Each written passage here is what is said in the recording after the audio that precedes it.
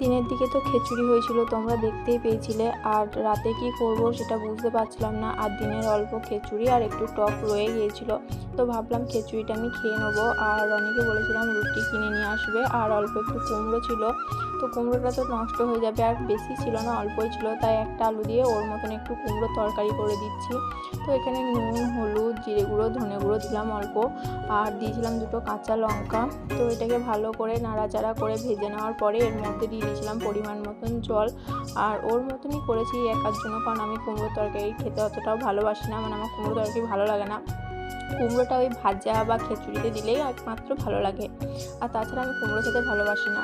তো তারপরে খেলাম একটা তিলের নাড়ু, তো একটাই পড়েছিল, খেয়ে নিলাম সেটাই। আর দেখো কুমড়ো তরকারিটা এখানে আমার রেডি, কুমড়োগুলো সব মানে গলে গেছে, আর শুধু আলুই দেখা যাচ্ছে, মনে হচ্ছে আলুর তরকারি। তো ভিডিওটা কেমন লাগলো জানিও। আবার আসি নতুন কোনো একটা ভিডিও নিয়ে। টাটা।